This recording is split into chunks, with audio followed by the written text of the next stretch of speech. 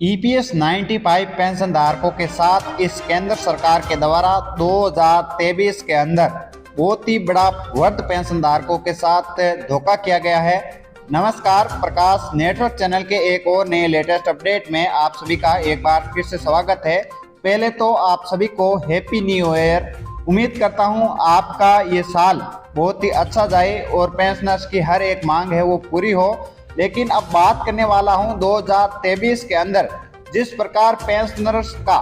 यहाँ पर है वो 2000 जनवरी से और दिसंबर तक किस प्रकार का संघर्ष रहा है उसके बारे में हम विस्तार पूर्वक चर्चा करने वाले हैं। हम बात करने वाले हैं ईपीएस 95 पेंशन धारक है वो अब तक 40 से अधिक बार है वो आंदोलन कर चुके हैं एक साल के अंदर, वो भी 2023 के अंदर। ईपीएस 95 पेंशन धारकों की बात करूं कि मार्च महीने में उन्हें है वो जॉइंट फार्म ऑप्शन यहाँ पर लागू किया गया था। उसके विरोध में ईपीएस 95 पेंशन धारकों ने काफी विरोध भी किया, लेकिन उसमें किसी प्रकार का उन्हें कोई भी यहाँ पर सुनवाई नहीं की गई। उसके बाद में लोकसभा में भी सुप्रीम कोर्ट के मामले पर है वो सवाल जवाब किए गए थे, लेकिन उस यहाँ पर केंद्र सरकार के द्वारा इन सवालों के भी जवाब किसी प्रकार के नहीं दिए गए हैं। एक प्रकार से ईपीएस 95 पेंशन धारकों को लोकसभा में भी सुप्रीम कोर्ट के ऊपर जो सवाल खड़े हुए थे उनका जवाब नहीं मिल पाया। उसके बाद में ईपीएस 95 पेंशन धारकों ने एक नारा लगाया था, नो कोश्यारी नो वोट के नारे के साथ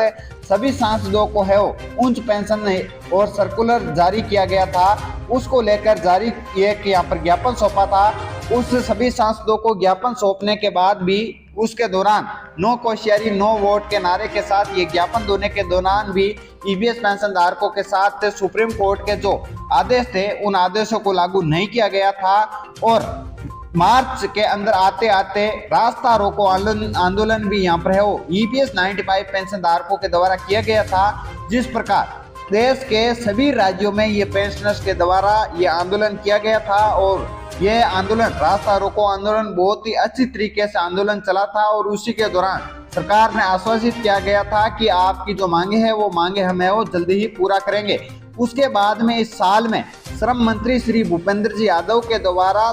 10 से अधिक बार आश्वासित किया गया है कि हम आपकी मांगे है वो पूरी कर देंगे, लेकिन ईपीएस 95 पेंशन धारकों की अभी तक पेंशनर की मांगे नहीं हुई है। 10 से अधिक बार साल 2023 में आश्वासित किया गया था और हेमा मालिनी जी के द्वारा 4 से 5 बार आश्वासित किया गया था ईपीएस 95 पेंशन धारकों को और एनएससी की पूरी टीम को यह आश्वासित किया गया था श्री हेमा मालिनी जी के द्वारा। और राजनाथ सिंह जी को द्वारा भी यहाँ पर है वो 5 से 7 बार है वो आश्वासित किया गया था कि मैं आपकी जो मांगे हैं उन मांगों को लेकर पूरा यहाँ पर है वो सरकार के साथ में, कभी मोदी जी के साथ में उनकी मीटिंग होती थी तो उसमें भी है वो मैं बात पूरी करूंगा, लेकिन उन्होंने बात की या फिर नहीं की उसका कोई भी श्रीमान राजनाथ सिंह जी के द्वारा कोई भी इन पेंशनरों को शांतिपूर्ण जवाब वापस नहीं दिया गया था। देश के हर राज्य में पेंशनर्स के यहाँ पर है वो बढ़ाने को लेकर भी कई बार है वो पेंशनर्स के द्वारा हर राज्य में बैठक की गई थी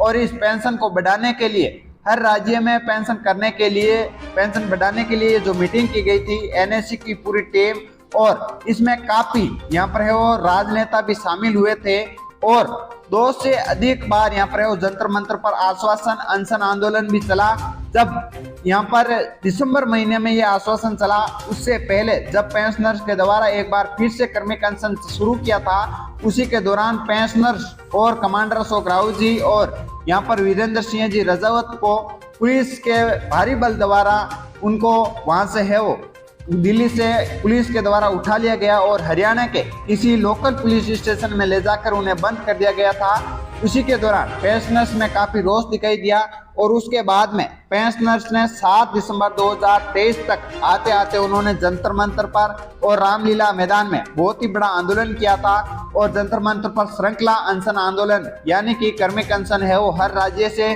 महिला व पुरुष कर्मचारी वे कर रहे थे, लेकिन उनके हाथ में कुछ नहीं लगा और उन्होंने फिर 13 दिन बाद भी ईपीएस 95 पेंशन धारकों को 13 तारीख को ही उनको भारी पुलिस बल द्वारा उठा लिया गया था। और भारी पुलिस द्वारा उठाने के बाद में जब ये यहाँ पर लिखित में नोटिस लेकर आकर जब बैठे तो उनको एक बार फिर राजनाथ सिंह के द्वारा और श्रम मंत्री श्री भूपेंद्र जी यादव के द्वारा आश्वासित किया गया था कि आपको 30 से 31 दिसंबर तक हमें 15 दिन का समय दीजिए, उसमें हमारी मांगे है वो आपकी पूरी करेंगे। लेकिन किसी भी प्रकार का ईपीएस 95 पेंशन धारकों को इन राजनेताओं और केंद्र सरकार के द्वारा अब तक है वो 50 से अधिक राजनेता और यहाँ पर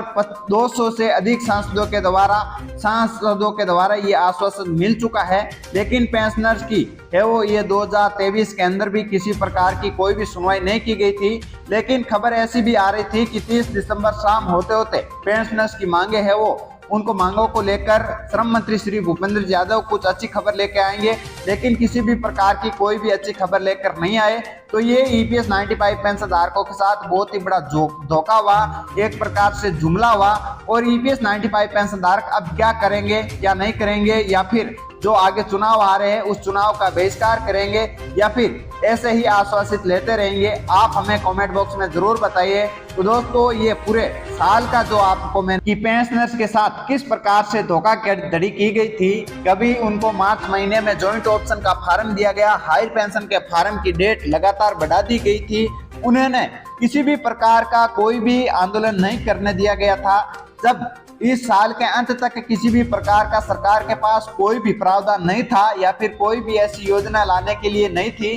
तो उसको लेकर यहाँ पर कुछ नहीं कर सके। तो इन पेंशनर के द्वारा उनके द्वारा यह आश्वासित देने के भी काम किए गए थे, लेकिन फिर भी ये सरकार है वो नाकामयाब रही। क्या ईपीएस 95 पेंशन धारक अब पूरी तरीके से इस सरकार का बहिष्कार करेंगे या फिर ऐसे ही आश्वासित लेकर उन्हें अपने वोट बैंक का उपयोग करने के लिए खुलेआम छोड़ देंगे, या फिर इसे अब है वो चेतावनी देगी सरकार, वो आप हमें कमेंट में जरूर बताइए। तो दोस्तों मैं उम्मीद करता हूं कि आपको ये वीडियो में दी गई जानकारी सही और सटीक लगी है। कई ईपीएस 95 पेंशन धारक है वो बता रहे हैं कि ये जो यूट्यूब पर झूठी खबरें दिखा रहे हैं, किसी भी प्रकार के हमारे चैनल पर कोई भी झूठी खबर दिखाई नहीं जाती है, क्योंकि हर बार पेंशनर्स की ही मांगों को उठाया जाता है। तो आप इस वीडियो को एक बार शेयर जरूर करें और चैनल पर नए हो तो चैनल को सब्सक्राइब करके बेल आइकन को ऑन कर दीजिएगा, क्योंकि ईपीएस 95 पेंशन धारकों से जुड़ी हुई छोटी बड़ी लेटेस्ट अपडेट आपको इस चैनल के ऊपर मिलेगी। तो उम्मीद करता हूं